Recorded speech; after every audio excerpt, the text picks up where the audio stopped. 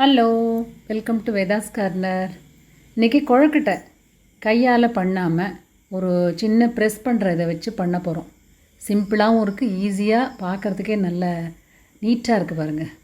ஆன்லைனில் வாங்கினது. இதில் கொஞ்சம் ஒரு ட்ராப் எண்ணெய் அப்ளை பண்ணியிருக்கேன், ஆயில். இந்த மாதிரி கொழுக்கட்டை மாவு பண்ணி வச்சுப்போம் இல்லையா, நார்மலாக எப்போதும் போல் அந்த மாதிரி மாவு பண்ணினது தான். இந்த சைஸில் உருட்டியிருக்கேன். ஒரு சின்ன நெல்லிக்காய் சைஸு, அரைநெல்லிக்காய் விட பெருசாக. இதை எடுத்து இந்த இடத்துல வச்சுட்டு ஜஸ்ட்டு லேசாக ஒரு ப்ரெஸ் தான், ரொம்பலாம் ஸ்ட்ரெயின் பண்ண வேண்டாம். பண்ணிட்டோன்னா அதில் அழகாக அப்படி வந்துடுது. அதை அப்படி ஒரு ப்ரெஸ் பண்ணி எடுத்துட்டோன்னாக்க அதில் இந்த ரவுண்டாக அழகாக வந்துடுது பாருங்கள். இதிலே நீங்கள் பூர்ண கொழுக்கட்டை நார்மலாக மோதகம் மாதிரி ஷேப்பும் பண்ணலாம். ஏன்னா அதோடய பேஸ் அவ்வளோ மெல்லிஸாக நீட்டாக வந்துடுது. உள்ளே வச்சு நீங்கள் அப்படியே பண்ணிடலாம்.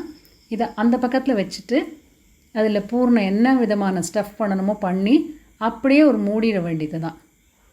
மூடிட்டோன்னா அழகாக கொழுக்கட்டை ரெடி ஆகிடும். இந்த பக்கம் வச்சுருக்கோம் இல்லையா, அதே மாதிரி அந்த பக்கம். இப்போ உப்பு கொழுக்கட்டை, உப்பு ஸ்டஃப் ஒன்று பண்ணலாம். இதே சேம் ப்ராசஸ் தான்.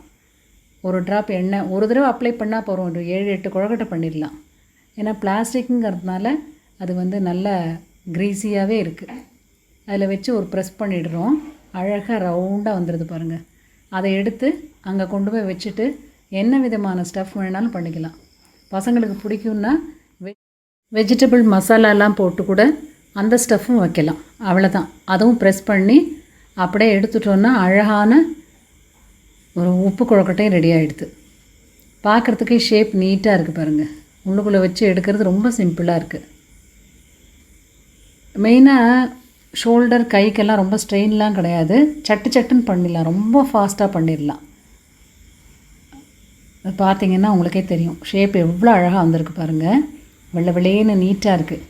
இது வேக வச்சு எடுத்த கொழுக்கட்டை. இதுக்கு அதுக்கும் கலர் வித்தியாசம் உங்களுக்கு தெரியும்.